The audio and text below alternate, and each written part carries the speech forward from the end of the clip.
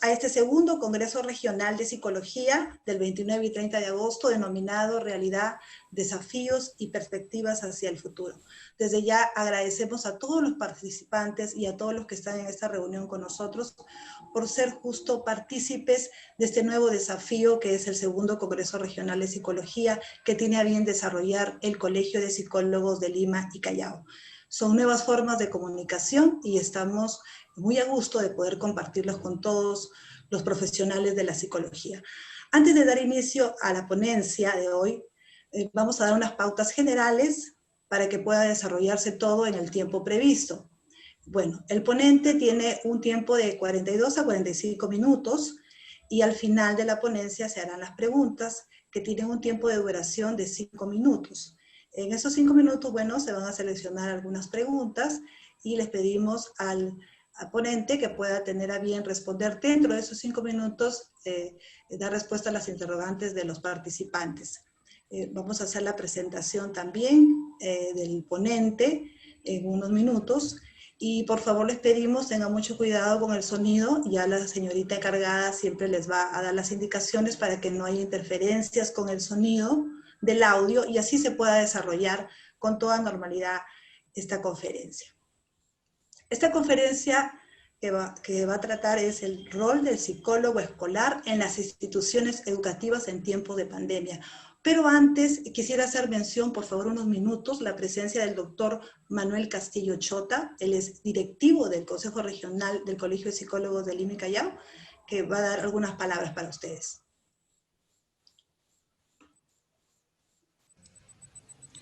Buenas tardes tengan todos ustedes.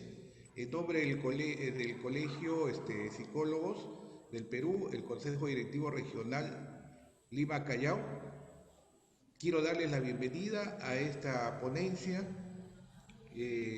Espero de que sea, sinceramente, agregue, ¿no?, los conocimientos. Eso demuestra que nosotros en el Perú, los psicólogos, sí estamos investigando. Y estamos investigando precisamente en estas etapas difíciles, ¿no? Y creo que eso es lo que vamos a conocer ahora, las investigaciones que hacemos los psicólogos y también participar de ello, ¿no? Doy la bienvenida también al ponente, al doctor Yaringaño, y muchas felicidades pues en su exposición. Muchas gracias, doctor Manuel Castillo.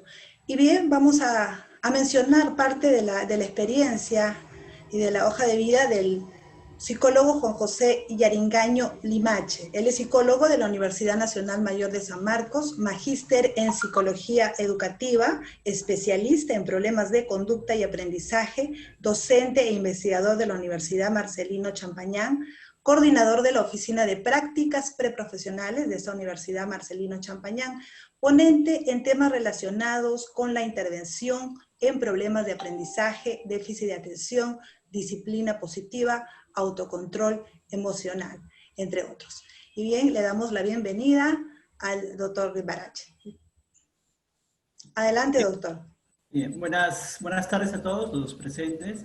El tema que nos convoca en este congreso es el rol del psicólogo escolar en las instituciones educativas en tiempos de pandemia.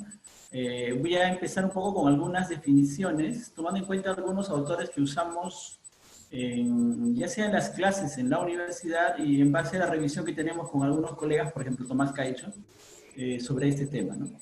Hay un libro clásico que a los alumnos en el área educativa siempre les pedimos que lo revisen y lo lean, que es el de Anita Wolfold, sobre psicología educativa. Ella nos señala algo importante con respecto al psicólogo escolar o al psicólogo educativo, ¿no? Los psicólogos educativos hacen investigación sobre el aprendizaje y la enseñanza y trabajan para mejorar la práctica educativa, con el objetivo de lograr la comprensión del aprendizaje y la enseñanza.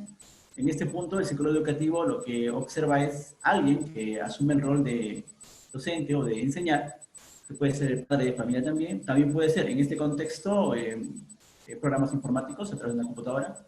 Se enseña algo, puede ser las matemáticas, y a otra persona, a un estudiante o a un grupo, en algún contexto, en el salón de clases o ambiente educativo. Tomás Caicho, que hizo una revisión bastante interesante sobre la historia de la psicología educativa en el Perú, nos señala que el psicólogo educativo se enmarca dentro de un enfoque científico. no como una psicología general aplicada a problemas educativos, sino que está orientado al estudio que rigen las leyes del aprendizaje en situaciones educativas, o cómo éstas se adaptarían. Alguna vez le pregunté sobre el tema, yo un poco le ampliaba algunas ideas sobre el tema de las actividades que realizamos en el área educativa, en función de que no solamente estudiamos en base a las leyes del aprendizaje, sino también trabajamos sobre todo el comportamiento y las relaciones interpersonales, sobre todo en la parte de consejería y orientación. Entonces, se podría ir ampliando, pero lo que señala Tomás es bastante importante. También nos señala algo que tenemos que tener en cuenta cuando hablamos de psicología educativa, los inicios. Los inicios de psicología educativa se basaron sobre todo en investigación. En un principio no eran psicólogos, sino médicos o educadores, y solo fue hasta que el doctor Walter Blumenfeld en San Marcos desarrolló lo que es la psicopedagogía en el Perú. Entonces, a partir de ahí, si uno se da cuenta, la psicología educativa inició como investigación. Sobre ese aspecto, algunos señalan, ¿no?, que cómo empezó Blumenfeld aplicando una teoría, en este caso teoría gestáltica de Kurt Lewin, impulsó la psicometría, los trabajos en el nivel de psicología educacional, y se basó sobre todo en la investigación. Lo que remarco aquí es algo importante. En el inicio de la psicología educativa en el Perú, tuvo un componente muy fuerte de la parte de investigación según algún tipo de modelo teórico. Por ejemplo, en el libro de Psicología de Aprendizaje de Blumenfeld hablan sobre percepción, atención, aprendizaje, comprensión, habilidades motoras, estudios de personalidad. Entonces, eso es algo que siempre recalco a los alumnos también porque es parte de nuestro inicio como área a nivel de psicología educativa, la investigación, ¿no?, que ahora obviamente se ha ampliado por las distintas funciones y roles que asumimos. Esto sería un poco un resumen de los roles o funciones que asumimos o se pueden asumir dentro del contexto educativo a partir de la labor psicológica. Por ejemplo, una función es la detección, que identifica mediante diferentes procedimientos según las necesidades en el desarrollo, que sea el comportamiento, para desarrollar comportamientos prosociales. Otra función que asume el psicólogo educativo es la evaluación y diagnóstico, y aquí aplicamos técnicas e instrumentos. Hay algo que luego mencionaré sobre este tema porque en el contexto que estamos actualmente, los instrumentos hay que adaptarlos a las versiones digitales, lo cual conlleva también una habilidad o capacidad que debemos desarrollar en el área de psicología y en psicología educativa en específico, ¿no? La meta de esto es reunir información para describir o explicar el comportamiento o las capacidades que presentan los alumnos en el contexto educativo, a nivel individual y grupal. Habitualmente el contexto educativo es grupal, las evaluaciones que se realizan. Otra función es tratamiento y orientación, que incluyen actividades de consejería a nivel individual y grupal. Otra función que asume el psicólogo educativo es de desarrollo de competencias. La idea es facilitar el aprendizaje de comportamientos requeridos para el cumplimiento de objetivos educativos o curriculares. En este caso, por ejemplo, en mi labor como docente en la universidad, un compromiso que tengo es desarrollar las competencias en el área de psicología, específicamente educativa. Otra función es la de prevención, que comprende el planeamiento, implementación, evaluación de programas educativos, puede ser a nivel comunitario y puede invocarse también a evitar problemas de tipo social. Y una función que es la investigación, que como les señalé al principio, sería el primer rol que asumimos los psicólogos educativos, como inicio de nuestra área en el Perú, ¿no? Y la idea es el conocer las propiedades de los fenómenos y las variables vinculadas al quehacer educativo. Eso si hace un poco una revisión. Por ejemplo, Reinaldo Alarcón hizo una historia de psicología educativa, el doctor Aníbal Mesa también, Tomás Caicho, que es el último que retoma esta, y nos plantean cuáles son las funciones del psicólogo educativo visto en perspectiva en la historia de psicología en el Perú. Entonces, un poco sería el resumen de las funciones que asumiría el psicólogo educativo en su práctica cotidiana. Ahora, ¿cuáles son los roles que podemos observar si uno los va englobando? Uno, yo los he organizado de esta manera, en 3 bloques. Habría un rol que es organizador, evaluador, un rol preventivo y un rol de intervención, que es el núcleo básico de lo que hacemos en el área educativa, ¿no?, en psicología educativa, en contextos educativos, en escuelas, colegios, universidades u otros ambientes. Habría otro rol que es de consejero, orientador, mediador y capacitador. Y un último rol que es el de promotor e innovador. Estos roles que yo presento también es algo que desarrollo con mis alumnos en un curso que es gestión psicoeducativa. Ahí lo que trabajamos justamente son estos temas. ¿Cuál es el rol que ustedes van a asumir en el contexto educativo, ¿no? Entonces, el primer bloque, los primeros roles que vamos a analizarlos uno por uno y cómo nos estamos adaptando en este contexto, ¿no? y les presenté también algunas actividades que han hecho los alumnos en clase porque les pedí como tarea a ver cuáles son los roles que están desarrollando los alumnos, los psicólogos educativos en el contexto que estamos actualmente, que es de la pandemia y la cuarentena, ¿no? Yo le pedí una actividad a mis alumnos, les dije, ¿cuál es el rol del psicólogo educativo? Sobre todo en inclusión, les pregunté, ¿no? A ver, hagámoslo más específico. Y cada uno desarrolló una infografía que presentó en clase. Entonces, hay un poco un resumen de lo que los alumnos, y algunos están haciendo práctica preprofesional en colegios, sobre todo de modelo de teletrabajo, que es la modalidad que están haciendo, que sería no presencial, ¿no? Entonces ellos, si uno, cuando comienza a analizar lo que hicimos y lo compartimos en clase, un rol que se está asumiendo el psicólogo educativo sería el trabajo con familias, que es muy importante porque en este contexto hay algo que se está cambiando y eso va a generar dificultades además a largo plazo y de manera presente. Por ejemplo, algo que recomendamos con las familias es las rutinas. Si ustedes revisan muchas de las páginas de psicología y de instituciones dedicadas al área del comportamiento de niños o los problemas que presentan, van a encontrar mucho material sobre ansiedad y estrés en niños. Entonces ahí hay un tema del trabajo con familias que se debe desarrollar. Debemos hacer una práctica basada en evidencias, hay que investigar sobre qué estamos realizando. Un trabajo colaborativo con docentes. Un compromiso con la labor que hacemos, porque esta modalidad de distancia es un poco difícil de manejar. Hay que mantener todo el compromiso porque requiere más esfuerzo el trabajo en este contexto que es a distancia. Hay que preparar mucho más material antes de realizar quizás hasta las entrevistas con los padres, ¿no? Se hace mucho de trabajo individualizado. Eso es algo que llegamos en conclusión con los alumnos fue ese, ¿no? Y hay que formarnos bastante en el tema, ¿no? O sea, en los temas que estamos tratando. También como roles, tenemos que planificar bastante. Ahora exige mucho planificar la semana por los horarios que estamos manejando. Por ejemplo, en algunos colegios, los horarios para asesoría o tutoría con alumnos es a las 3 de la tarde. Y antes quizás yo tenía un horario asignado en la mañana. Este horario quizás hasta fuera del horario de lo que habitualmente era mi rol y mi horario o mi jornada laboral en el colegio. Un rol más técnico, porque tenemos que manejar muchos, ya sean instrumentos o plataformas o aplicaciones. Un rol de promotor de bienestar psicológico a través de estas nuevas situaciones. Y un rol orientador. Entonces, cuando nos reunimos en videoconferencia y conversamos sobre lo que estábamos viendo, el rol de psicólogo, los alumnos llegamos a esas conclusiones. Ahora, si uno las va desarrollando, vamos encontrando estas características, ¿no? Organizador. Como les decía, esto implica que planifiquemos actividades con los recursos que tenemos, y esos implican los recursos informáticos. Tiene que manejarse muy bien actualmente la agenda a través de, quizás el Google, tu horario semanal, porque tus videoconferencias van a estar planificadas.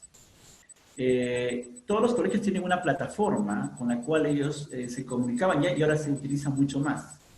Actualmente, por ejemplo, los informes y reportes que tenemos o que se tienen con alumnos se hacen a través de la plataforma, de distintas plataformas que utiliza el colegio, ¿no? Entonces, de una forma, se tienen que adecuar los reportes. Conversando con algunos colegas, a veces la comunicación no está tan estrictamente elaborada, o sea, es un poco informal, ¿no? Se empieza y se dice los resultados de la evaluación quizás a un aula o de una evaluación a un alumno específico. Pero algunos colegas sí han creado formatos específicos para enviar mensajes. Tienen que pensar que hay suspensión de personal. Antes, y estoy conversando con unos colegas, y nos ha pasado también porque hemos visto ello en la práctica, un colegio tenía 2 practicantes para inicial y primaria y para secundaria. Entonces había un colega o 2 colegas más 2 practicantes. Actualmente ya no. Los practicantes se han suspendido sus actividades, por lo tanto, recarga nuestra labor y eso implica que nos organicemos más. Otro es el material digitalizado. Tenemos que tratar de lograr organizar todo esto, quizás en carpetas compartidas con los colegas, si trabajamos 2 en un colegio, o con los docentes para mucho del material. Y también hay que ser muy estricto con ello porque a veces enviar los correos o compartir las carpetas hay que ver cómo se está haciendo porque implica también compartir información y hay que observarlo. Antes era mucho más porque teníamos el informe impreso, podíamos leerlo antes, revisarlo y poder entregarlo. Pero ahora si compartimos y cambiamos algo, ya lo pueden observar, ya sea el destinatario, en este caso un docente o coordinación. Entonces hay que organizarnos bien en ese aspecto. El otro es el rol evaluador. Y aquí hay algo que sí está pasando y conversando también, como les decía, con otros colegas, ocurre. hay mucha relevancia a lo que es obtener información a través de la observación y la entrevista. En una entrevista que estaba monitoreando, porque una practicante estaba haciendo la entrevista con una madre de familia de un niño de 5 años, en algún momento, si vemos que no está yendo bien la entrevista, nosotros podemos intervenir y continuar o ayudarle al alumno. En otros casos, cuando yo hago la entrevista, me dedico a observar detenidamente qué está haciendo el niño y me doy cuenta, por ejemplo, que para que se quede sentado en la entrevista conmigo y con la madre, la mamá le comienza a dar galletas. Entonces yo luego le pregunto, ¿no? Y solo se queda quieto porque le da, sí, me dice, es muy difícil, no se concentra. Entonces, la parte de la evaluación, aunque usemos test digitalizados, no va a ser muy fácil con determinados alumnos o por las edades. Con algunos sí se pueden hacer. Eso revela mucho lo que es la parte de la observación durante la entrevista por videoconferencia. Los resultados de los informes pueden ser en plataformas o por correos o carpetas compartidas. Entonces, la videoconferencia tiene una característica importante que ustedes, en general, cuando se trabaja en el ámbito educativo, hay que establecer como pautas. Por ejemplo, tenemos un programa que es Vive tu Vocación, que es una actividad que realizamos con los alumnos que están en práctica preprofesional, y digitalizamos todas nuestras pruebas. Entonces, compartimos estas pruebas con los colegios con los cuales trabajamos. Entonces, de esta manera es mucho más fácil. Antes teníamos estas pruebas y íbamos a los colegios, aplicábamos las pruebas y obteníamos la información y entregamos el informe posteriormente. Pero ahora, en este contexto, lo que hacemos es digitalizar. Entonces, todo se ha digitalizado en formato de Google. Entonces, hay que, por decir, el rol en la parte técnica, hay que manejar esto y saber cómo convertir esto y elaborarlo. No es difícil, pero implica tiempo. Entonces, esto, como les digo, un poco el rol de organizarnos bien en el tiempo para poder elaborar este material, ¿no? Otro rol que debemos asumir es el rol preventivo, como decía, ¿no? Y aquí viene un aspecto importante. Según todas las recomendaciones, y pueden revisar muchas páginas sobre el tema en áreas especializadas, los problemas emocionales y de conducta en niños y adolescentes. Hay un componente muy importante que en muchas recomendaciones están. Una es que se están perdiendo hábitos y rutinas. ¿Qué quiere decir eso? Que el niño tenía organizado todo el día casi en función del colegio, porque tenía un horario que era levantarse, tomar el desayuno, asearse, cambiarse, ponerse el uniforme, ir al colegio, tenía organizado toda la mañana hasta las 2, 3 de la tarde, regresaba a casa, almorzaba, y luego tenía una rutina en la tarde sobre las tareas o actividades que tenía. Luego, quizás su descanso. Entonces, el colegio organizaba el día del niño. Actualmente eso acá no está presente.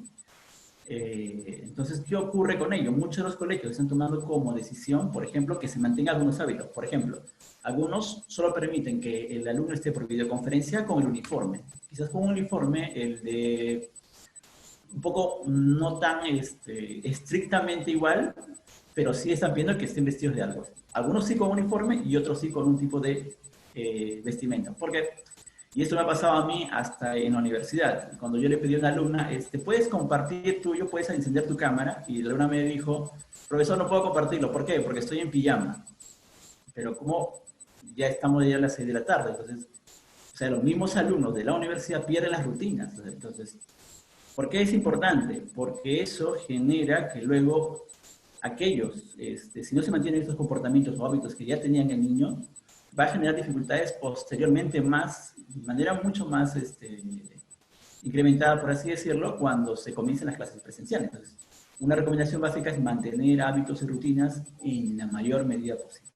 Y lo otro es, las sesiones por videoconferencia requieren también usar algunos recursos interactivos en la parte de intervención, que son, por ejemplo, el Kahoot, el Nearpod, el Puzzle Maker, el Padlet. Hay varias plataformas que te permiten realizar actividades. Cuando hagamos la parte de intervención, porque va a ser muy difícil hacer intervención solamente por la videoconferencia. Algunas actividades se pueden hacer, pero otras requieren el uso de estos materiales interactivos. Entonces es importante que los podamos desarrollar.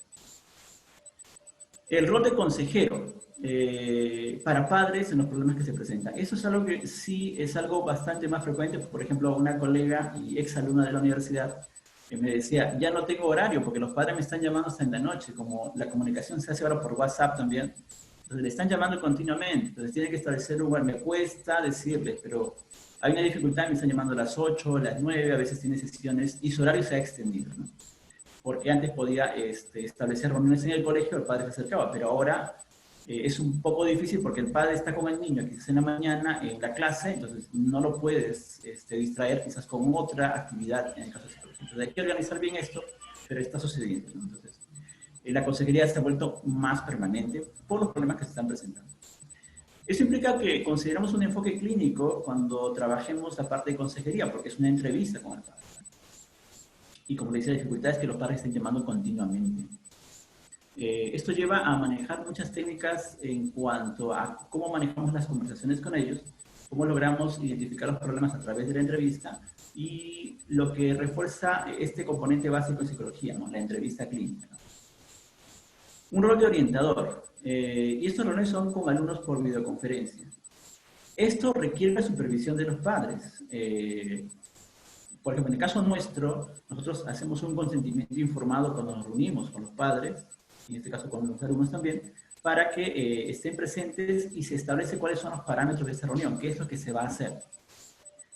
Muchas de las reuniones en orientación que se están dando son sobre dificultades durante las videoconferencias en aula también. O sea, cuando tienen clases hay dificultades que se presentan ahí con el docente y hay que aclarar a nosotros quizás en reuniones posteriores. Y también sobre problemas que ellos estén presentando, ya sea en rendimiento o a nivel personal, ¿no? Entonces, la orientación por videoconferencia es algo fundamental que se está desarrollando actualmente. Por ejemplo, esta es una pauta que hacemos para la videoconferencia. Entonces, cuando trabajamos hacemos una serie de pasos que tenemos que tener en cuenta, que son el consentimiento informado, enviar la invitación a través quizás el Meet de Google, o puede ser como aquí el Zoom, revisar la confirmación de asistencia a videoconferencia, fecha programada, inicial de conferencia según un esquema. Entonces, como les digo, hay algo que ocurre, algo en este contexto de la pandemia, es que al usar mucho estos medios informáticos nos exige organizarnos mejor en cuanto a la secuencia de pasos que hacíamos para lo que habitualmente eran entrevistas con padres. Esto ahora con la videoconferencia implica, tengo que enviar un correo, tengo que confirmar, tengo que ver que funcione, quizás me cambie de fecha, también puede pasar. Entonces todo eso tiene que estar dentro de nuestras actividades semanales. Entonces, nos exige bastante a nivel de psicología de red. Otro rol que tenemos que asumir en este contexto es el de mediador. Y aquí hay algo que ocurre. Pueden haber problemas por mensajes en reuniones por videoconferencia. A veces los alumnos colocan un mensaje allí en el chat y otro alumno lo toma de otra manera o lo entiende o es una burla hacia él o hacia el docente. O, por ejemplo, como una profesora, estábamos comentando, ella ingresa porque tenía que observar una clase y el profesor le hizo un mensaje como, alguien ha entrado, como una broma, y la otra profesora lo toma de manera no muy bien, por así decirlo. Entonces, eso nos lleva luego a sentarnos y a tratar de aclarar los incidentes. O lo que ocurre, se envían mensajes por WhatsApp y ustedes se dan cuenta que el WhatsApp corrige palabras.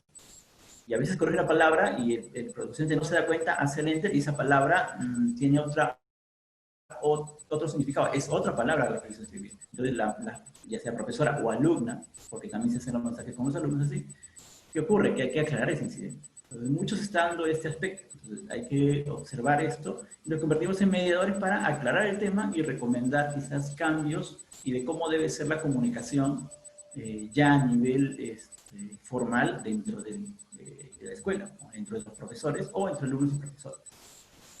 Entonces, es algo importante tener en cuenta. Otro rol que tenemos y estamos asumiendo es el de capacitador. Las reuniones por videoconferencia hay énfasis en temas relacionados con problemas de atención, conducta y emocional. Y este aspecto con los docentes, lo que estamos trabajando siempre es cómo desarrollar algunas habilidades o cómo lograr mejorar los niveles de concentración o cómo aconsejarles cuando vengan problemas de conducta. Algunas recomendaciones que se ponen en general, y eso se pueden encontrar, es uno, los padres deben monitorear continuamente el desempeño de los alumnos cuando estén en las clases, en la medida de lo posible. A veces es muy difícil, pero estamos en ello. Lo otro es, un componente que es importante, que les decimos a los docentes también, es que eviten que los niños sean expuestos continuamente a mensajes negativos. en el sentido de que pueden crearles más ansiedades o dificultades. Por ejemplo, en algunos artículos se están hablando sobre el síndrome de la cabaña, que se refiere a que nos estamos quedando tanto en el hogar que ya no queremos salir de él. Entonces, en lo que es la capacitación con docentes, lo que estamos trabajando son cómo es la ansiedad en este contexto, cuáles son los indicadores que ellos pueden observar en sus alumnos, para que luego también puedan señalarlos a nosotros o también hablar con los padres sobre esos temas. Y a nivel de la parte de conducta, por ejemplo, en una casa, a veces si hay hermanos, hay dificultades hasta por el uso de la computadora o la laptop. O los hermanos pasan mucho más tiempo entre ellos, porque habitualmente estaban en sus aulas y tenían su grupo de amigos, y eso está generando muchos problemas. Por ejemplo, en una entrevista que teníamos con un niño, el niño quería conversar con en este caso, con la practicante, porque la estábamos monitoreando, y le decía, cuando hablamos con su mamá, ¿por qué continuamente él quiere conversar? Me dice, porque quiere conversar con alguien más. En ese contexto, puede hablar con sus amigos, pero no es lo mismo, no los está viendo. Entonces, solamente quería conversar con la practicante en este caso. Entonces, bueno, está funcionando. Si él quiere conversar contigo, puedes hablar sobre temas. Porque la dificultad que presentaba según una madre es que estaba desarrollando temores a la oscuridad, ya no quería participar en las clases, entonces estaba afectando su comportamiento. Entonces, en este contexto, lo que buscamos son indicadores de algunos problemas que se puedan presentar y tratar de capacitar a docentes para que ellos puedan luego indicarnos qué es lo que han podido ver en sus alumnos. Entonces, es un rol que siempre tenemos, pero ahora se está enfocando sobre todo en esos aspectos. Promotor. Este rol siempre ha estado permanentemente que queremos desarrollarlo. A veces nos es difícil en el contexto educativo, porque trabajamos sobre las dificultades que vamos observando. Lo de promotor es ir un poco más hacia adelante, promover hábitos y conductas adecuadas a la nueva situación en este caso. ¿Y cómo será después de esta? Queremos promover un poco el bienestar psicológico o la parte del equilibrio emocional en los niños y adolescentes en el contexto educativo. Tenemos que anticiparnos a lo que se va a venir hacia adelante. Entonces, algo que debemos desarrollar son los hábitos y conductas adecuadas. Esto, por ejemplo, estamos viendo desarrollar algunos talleres con padres a través de videoconferencia sobre el tema de los problemas que están enfrentando con sus niños o que se están presentando en ellos y ver alternativas de solución a largo plazo. Porque, como todos estamos un poco observando el tema, estos de las cuarentenas, la pandemia, el COVID va a durar, sobre todo en contextos educativos, durante hasta el próximo año, mitad de año. No habrán clases presenciales probablemente. Entonces, tenemos que anticiparnos a las situaciones que van a venir hacia adelante. Y el otro es un rol innovador. Este sí es algo que nos ha forzado a todos. En el área educativa, utilizar recursos informáticos para las distintas actividades que hacemos en psicología desde la escuela. Como le decía, uno es manejar muy bien cómo crear documentos digitalizados, ya sea para que hagan pruebas o instrumentos, o cómo compartir documentos, o cómo enviar documentos, de tal manera que solo puedan observarlo determinadas personas. Cuando yo comparto, puedo elegir a quiénes. Establecer un procedimiento, por ejemplo, no compartir documentos con alguien con correos que estén fuera de la institución, lo cual lleva a que todos manejemos el correo de la institución y no usar correos personales. Entonces, todas esas cuestiones nos han llevado a forzar a desarrollar procedimientos y a innovar algunas cosas, ¿no? Por ejemplo, hay dos plataformas que yo utilizo para las clases y algunas actividades con alumnos, y lo estamos haciendo también para algunos talleres. Es el Nearpod y el Kahoot. El Kahoot es bastante conocido, creo que muchos ya hasta lo habrán aplicado. El Nearpod es muy bueno para lo que es compartir lo que se da en diapositivas. Es mucho más dinámico que solamente poner el PPT. Quizás esta videoconferencia lo pude haber hecho en Nearpod, en un principio pensé, pero solo para los fines lo hice en diapositivas de esta manera, pero se podría ampliar ahí. Entonces, ¿qué nos fuerza a ser innovadores? A desarrollar esas nuevas herramientas y aplicarlas en el contexto educativo. Un poco esos serían los roles que en estas nuevas situaciones estamos viendo. Un poco para recapitular lo que hemos estado viendo, vamos a ver la primera diapositiva cuando yo les planteé cuáles serían los roles. El primer bloque es un rol organizador, evaluador. Lo primero es planificar bien las actividades. Piense que nuestro horario se ha extendido. Ya no solamente estamos yendo al colegio 5 días a la semana, no es que nos llevamos los reportes que antes era, hacemos los reportes, los informes los hacemos en casa y los entregamos a la semana siguiente, no. Ahora los tenemos que hacer durante toda la semana y eso implica que nuestras actividades estén bastante bien planificadas en la medida de lo posible. Creo que planificar 2 semanas ya es bastante en este contexto. Antes podíamos planificar un poco más, pero ahora es bastante que cambiamos continuamente porque hay nuevas situaciones que se van presentando todos los días. El rol de evaluador que teníamos, hay mucho énfasis ahora a lo que es observación y entrevista. O sea, vamos a hacer las evaluaciones a través de entrevistas con padres, por videoconferencia. Y si hacemos con los niños, hay que observar bastante. Algunas pruebas podemos aplicar. Por ejemplo, estamos utilizando el Blender para aplicar desarrollo psicomotor en un niño que tiene dificultades en escritura. Entonces, tenemos que buscar las láminas más claras para poder proyectarlas y que el niño las pueda copiar. Ahora, ¿eso altera algunas características de la lámina? Sí, porque la lámina tenía ciertas dimensiones cuando las presentamos. Entonces, en el rol de evaluador tenemos que ver cómo adecuamos los instrumentos para utilizarlos por videoconferencia o por correo electrónico. O, como les he mostrado, generar formatos que puedan ser aplicados a través de Google, ¿no? El rol preventivo y de intervención. En este caso, como les decía, la idea es ver los problemas que se pueden presentar y se están presentando en los alumnos y tratar de estar un poco hacia adelante en las dificultades que podamos observar. Y el rol de intervención, eso nos lleva a que en estas condiciones de videoconferencia nuestras actividades de orientación y tutoría sean bastante bien planificadas y utilicemos recursos informáticos para que esto se mantenga y funcione bastante bien.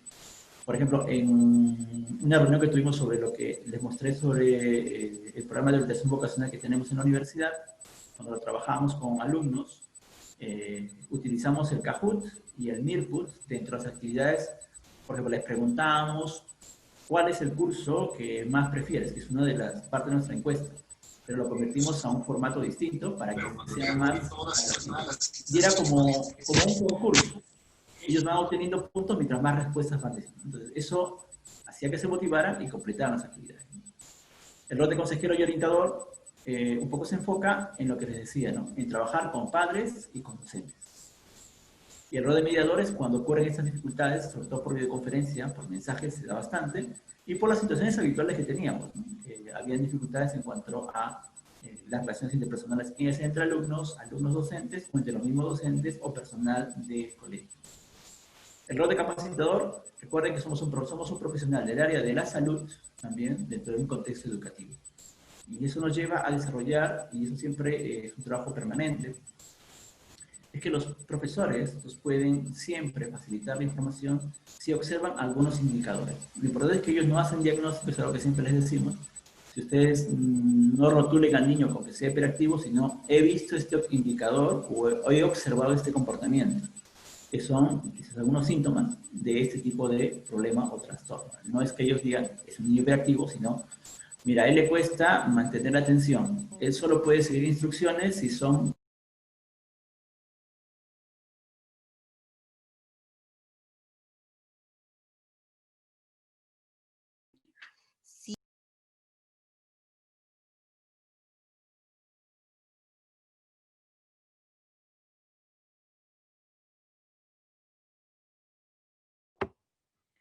Doctor, disculpe la interrupción. ¿Puede activar el micrófono, por favor?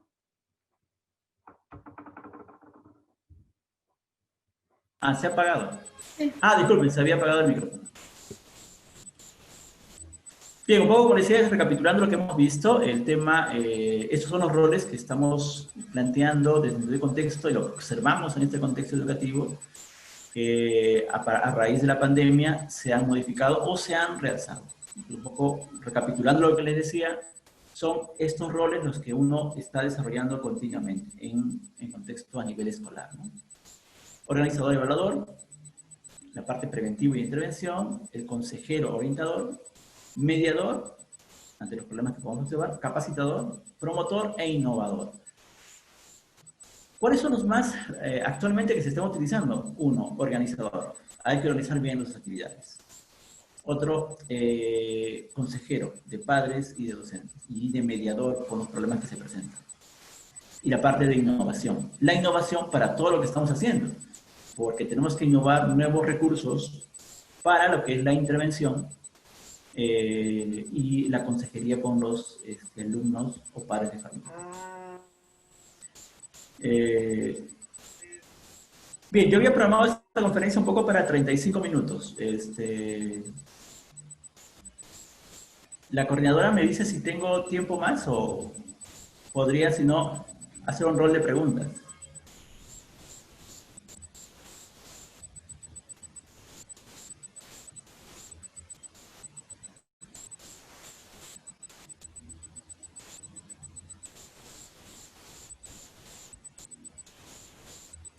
Doctor, como usted prefiera, puede tomarse unos minutos más para terminar su exposición, o si no, pasamos a las preguntas. No, sí, 5 minutos de preguntas.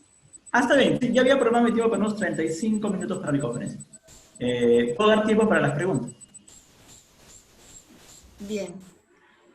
Están recién algunos incorporándose, así que seguramente van a ir planteando sus preguntas. Puede ir usted haciendo un resumen de su exposición, ¿no? Para que algunos alcances más para los que recién se han integrado. Ya. Sí, es algo que como ocurre mucho en videoconferencias, ¿no? Por el acceso hay que siempre revisar algunos de los temas que se han visto. Bien, como les decía en general a todos, el rol de psicólogo en contexto actual, psicólogo escolar, educativo, en el contexto de la pandemia, hay roles que se están enfatizando. El de organizador es algo que sí, tenemos que organizar bien nuestras actividades semanales, manejar nuestro calendario de Google, probablemente, o el que manejamos en la plataforma del colegio donde trabajemos, ¿no?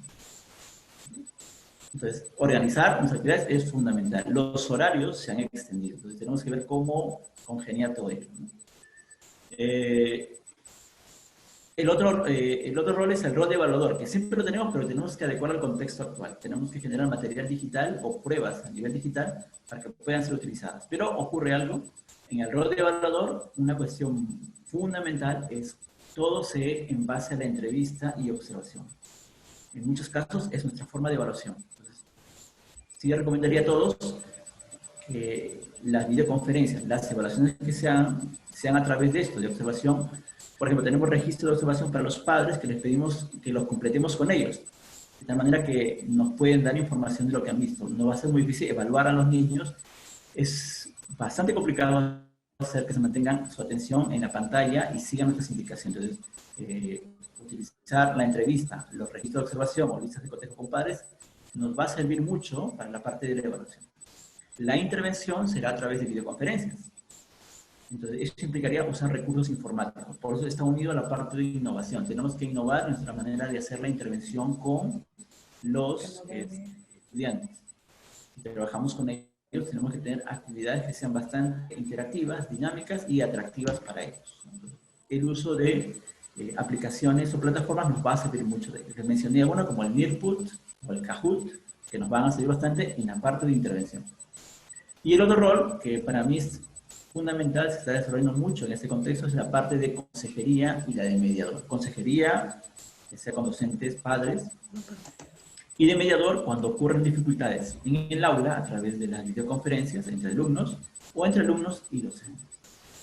Entonces, hacemos un rol de mediar en las dificultades y tratar de encontrar alternativas, soluciones y ver que se esté sobrellevando esto porque puede luego generar más dificultades. Y lo otro, un rol que siempre tenemos que es capacitar a los docentes en distintas dificultades que se puedan observar en el aula y poder identificar síntomas o indicadores que nos ayuden luego a hacer intervención. Entonces, sí mantener estas reuniones, sí desarrollar esto. A veces no las podemos reunir con todos los docentes y lo que damos son materiales informativos, infografías o interactivos para que ellos tengan conocimiento de algunos temas específicos. De tal manera que nos puedan ayudar luego en la parte de intervención o de evaluación. Muy bien, un poco en resumen lo que te decía, ¿no? Los roles que se están asumiendo en el contexto actual. Si tienen algunas preguntas, ¿podrían realizarlas? Sí, les estamos pidiendo que por favor hagan sus preguntas a través del chat para la parte final de esta exposición respecto al rol del psicólogo escolar. Pueden formular sus preguntas a través del chat y así el doctor va a poder responder las interrogantes.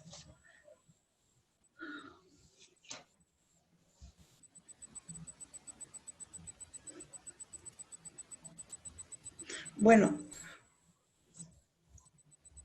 una de las preguntas, doctor, que me transmiten es, ahora en la actualidad, con esta nueva comunicación virtual entre el docente y los alumnos, entre el psicólogo en este caso y los alumnos, ¿es mucho más difícil o tiene que ser adaptativo a estas nuevas formas de comunicación? El psicólogo que trabaja en las instituciones educativas. Ya, hay que adaptarnos a esa situación, sí, porque es una nueva forma de comunicación que estamos observando. Lo que ocurre son los errores en esta comunicación. Como le decía, un ejemplo, ¿no?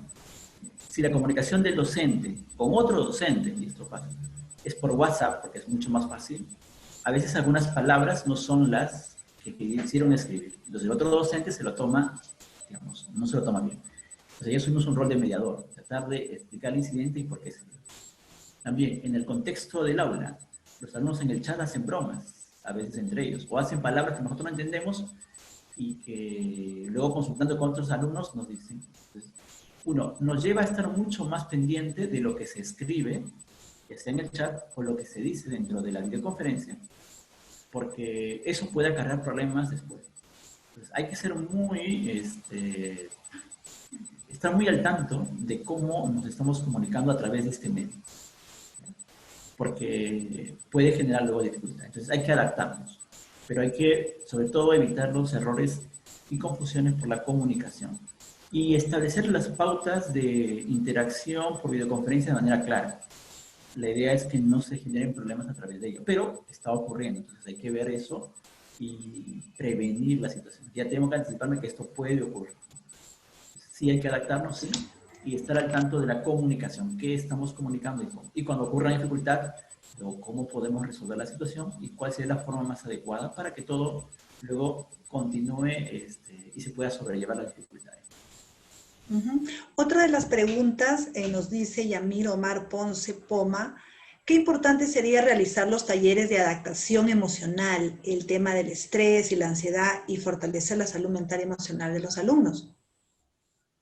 Buena pregunta. Por ejemplo, justo con los practicantes estamos tratando de desarrollar un taller con padres para 2 colegios con los cuales trabajamos en relación a la ansiedad y estrés por el COVID o en los tiempos de la pandemia.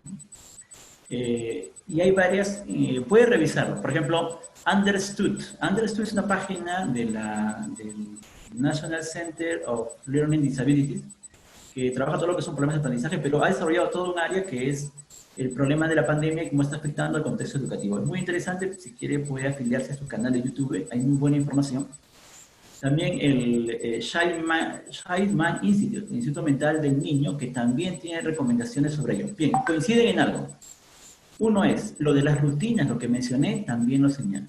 Segundo, hay que cuidar al niño a exponerlo a mensajes negativos, o sea, en realidad, los noticieros tienden a deprimir al niño o a generarles más ansiedad. Hay que tratar de evitar esos mensajes negativos. Otro es, hay que estar observando continuamente y comunicándonos con ellos. Eso es lo que señalan, ¿no? Otro, hay que darles tareas y responsabilidades en casa si queremos prevenir los problemas. Y dicen, ¿por qué? Porque las rutinas se han perdido. Entonces, hay que asignarles tareas en casa. Algunas de las recomendaciones básicas son esas. Y son continuamente en distintos, lo puedo observar en varios, ya sea infografías o en conferencias de psicólogos. Entonces, esa información hay que pasárselas a los docentes y también a los padres de familia para que estén al tanto. Entonces, la parte emocional, sobre todo ansiedad y estrés, es algo que va a incrementarse de aquí hacia adelante y muchos niños van a desarrollar temores, quizás algún tipo de fobia social, porque no van a querer interactuar. Me acuerdo que uno de los videos que dan como demuestra una niña que está bastante bien claro sobre los problemas, sobre las dificultades y cómo se contagia el COVID.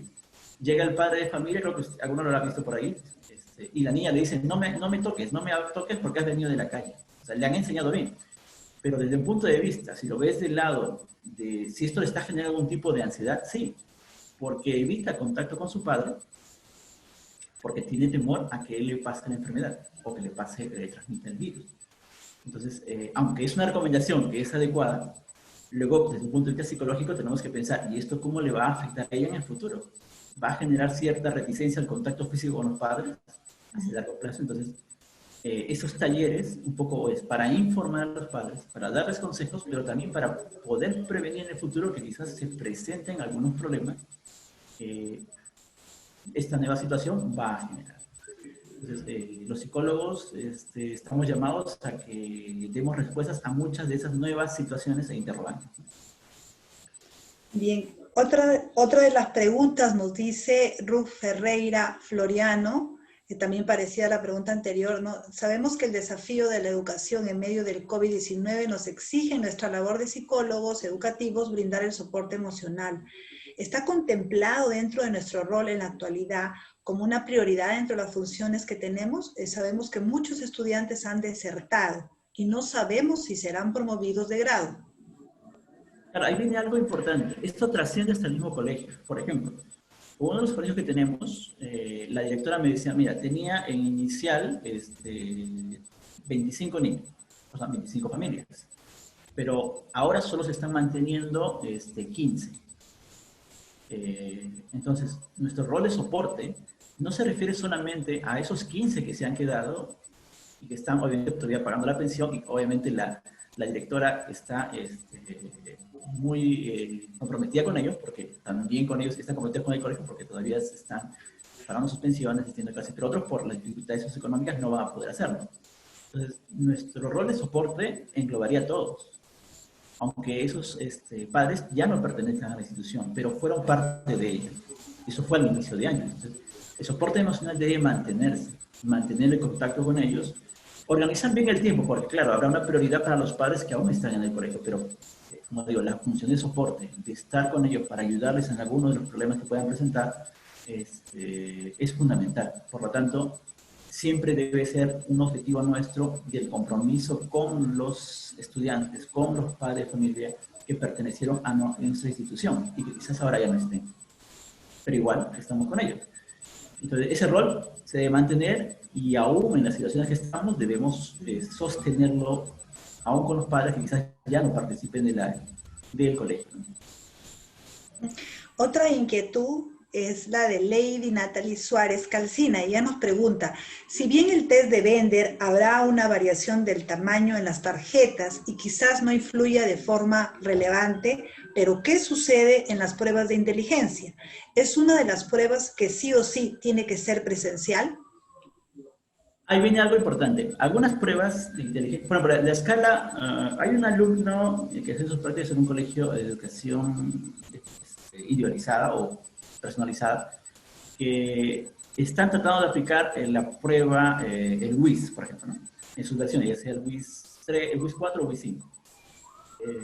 La dificultad es justamente con la parte de las tarjetas, porque la parte verbal se podría hacer como una entrevista. Entonces, hay adecuaciones que se pueden hacer y otras no. En el caso que mencionan, por ejemplo, la prueba de inteligencia, lo que estamos recomendando es que se utilicen pruebas generales, por ejemplo, el Raven, análisis progresivas, que son, sobre todo, que sean pruebas de inteligencia general para un indicador específico, y que puedan ser, y ya estén digitalizadas, y ya existe. El Raven está en versión digital y se podría utilizar, y ahí mantiene las características de las láminas. Entonces, ahí por ahí no habría dificultad. Entonces, sí hay pruebas que pueden hacer, otras pruebas requerirán una adaptación. Hasta cierto punto hay que ser flexible con esos nuevos contextos, pero tratando de mantener las características de la prueba y sobre todo el protocolo, o sea, cómo se aplica. Como le decía lo del ejemplo del Bender, una alumna había escaneado una de sus tarjetas, pero yo le decía, no se ve tan claro, entonces buscamos una versión digital donde esté mucho más visible para el niño, aunque fuera más grande la tarjeta, pero buscamos que sea lo más visible para el niño, para que le facilite la copia, ¿no? Entonces yo, si es en la prueba de inteligencia, recomendaría pruebas de tipo general y que utilicen láminas. Por ejemplo, el doctor Ruiz Alba tiene una prueba de autoconcepto, conociendo mis emociones, que son tarjetas, no están hechos en función de texto. Entonces, se puede aplicar con los niños. Antes lo aplicamos con niños que todavía no leían, o sea, de primer grado o de 5 años, pero ahora se podría aplicar con todos los niños. Sigue habiendo, son todavía que un poco ampliar el número de baremos, ¿no? Porque no estaba pensado porque se usa más para pruebas de papel y lápiz con niños de 10 años, 11 o 12, pero podríamos aplicarlo porque son tarjetas, se pueden utilizar. Entonces, hay adaptaciones, yo diría pruebas generales, utilicen sobre todo láminas, conservamos todavía el protocolo de aplicación, entonces los resultados serían los más fiables posibles. Muchas gracias, doctor. Bien, usted sabe que el tiempo siempre es medido, pero nos hubiera encantado un poquito ampliar más, pero ya habrá nuevas oportunidades. Muchas gracias, doctor, el psicólogo Juan Yaringaño. Sus últimas palabras, doctor. Cualquier comunicación que si tienen algún interés pueden escribirme a mi correo. Creo que no sé si lo compartí. Si alguna pregunta se ha quedado por ahí, pueden escribirme y yo la podría responder. Sí, lo puede compartir, doctor. Ya. Voy a poner aquí. Lo puse acá. Voy a ponerlo aquí. Mi correo personal es huyari64@gmail.com.